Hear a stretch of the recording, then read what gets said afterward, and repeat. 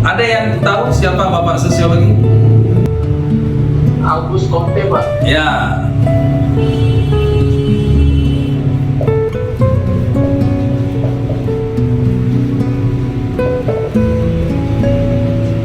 Auguste Comte, dia anak kampung mana nih? Ini kelihatan nggak sih tulisannya teman-teman? Anjir, Pak. Prancis, Pak. Yes. Nah, teman-teman sekalian, secara umum ada 4 hal dari 4 wilayah yang mempengaruhi lahirnya pemikiran sosiologi yang kita kenal sekarang.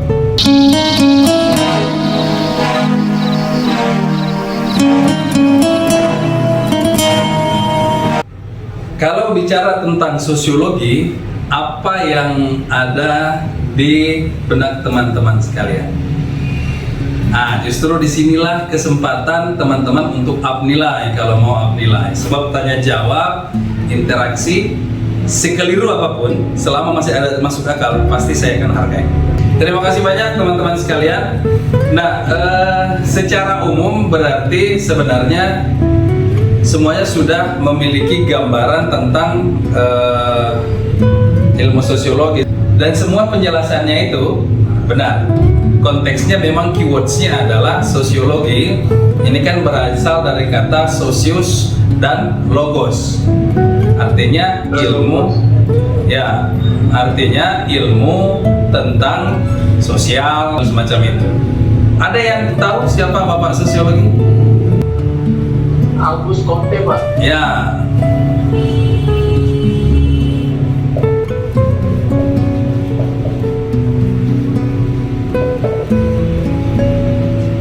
Auguste Comte, dia anak kampung mana nih? Ini kelihatan nggak sih tulisannya teman-teman? Anjir, Pak. Prancis, Pak. Yes. Nah, teman-teman sekalian, secara umum ada 4 hal dari 4 wilayah yang mempengaruhi lahirnya pemikiran sosiologi yang kita kenal sekarang. Auguste Comte sebelumnya ini hanya mewakili pemikiran dari Prancis. Pemikiran dari Prancis pada waktu itu, sosiologi bukan berarti tidak ada, tetapi dia lebih populer pada waktu itu dengan sebutan fisika sosial. Fisika sosial itu dia sendiri yang perkenalkan bersama Saint-Simon.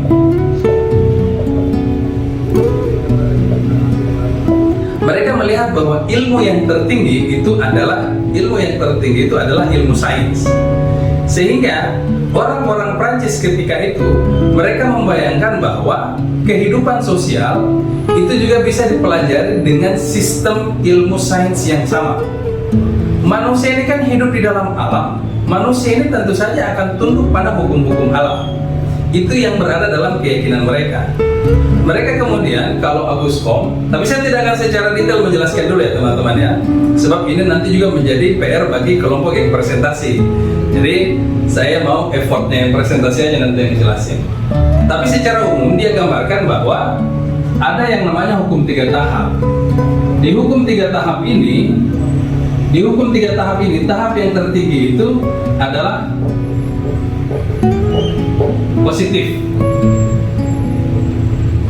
positivistik.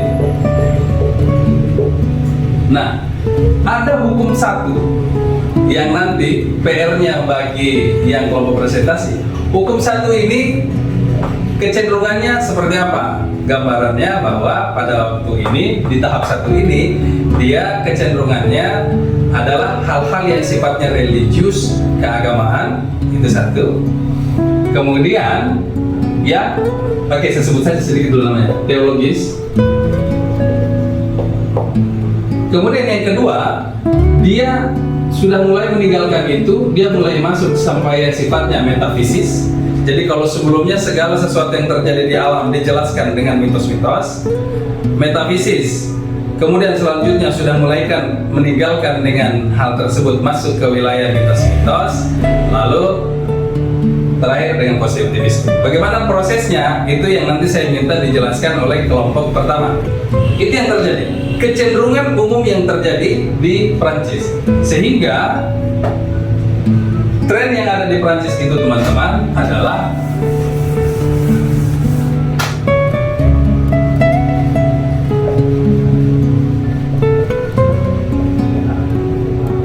di Prancis itu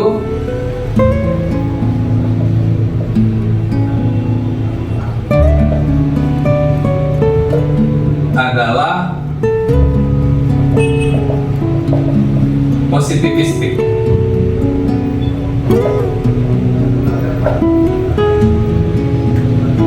Ini saya hapus ya. Nah,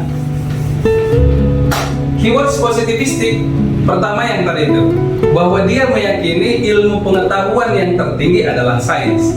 Karena itu, sains bisa menjelaskan semuanya, termasuk ilmu sosial. Mereka berharap bisa menjelaskan tentang kehidupan sosial sehingga bisa melahirkan keteraturan-keteraturan. Bahkan Auguste Comte mengatakan bahwa posisi yang paling pantas untuk menasehati seorang penguasa itu adalah sosiolog. Kalau seperti misalnya di agama itu paus ketika di Eropa, maka untuk di negara itu harusnya penasehatnya adalah sosiolog.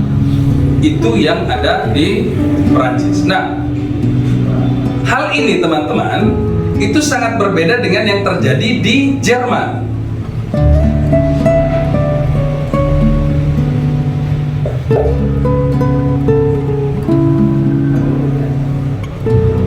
Orang-orang Jerman tidak sepakat. Oh, tidak semudah itu Ferguson.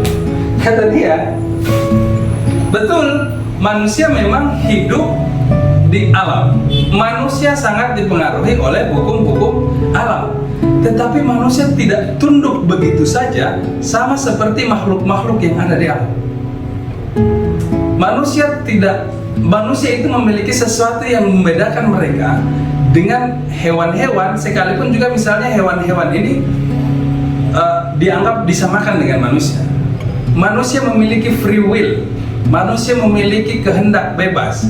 Manusia, untuk memahami manusia itu tidak semudah memahami misalnya membedah sebuah pohon, melihat sesuatu yang ada di dalamnya, kemudian melihat hewan-hewan, membedah hewan, melihat struktur-struktur ada di dalamnya.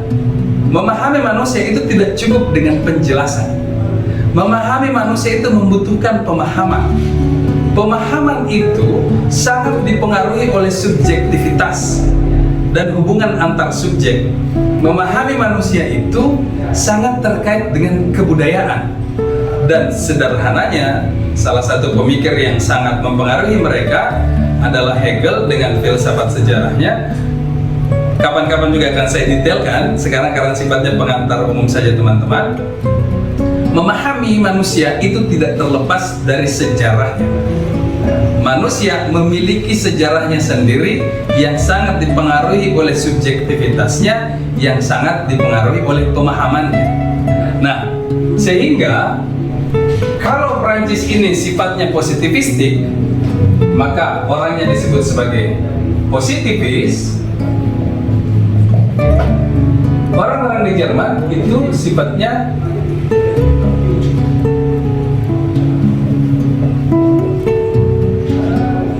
historis, maka orang-orangnya disebut sebagai historisi.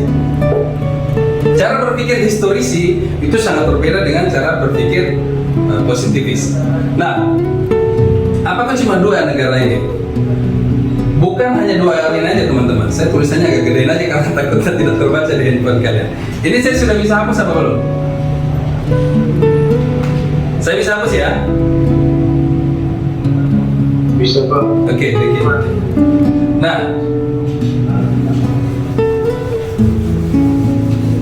dua kultur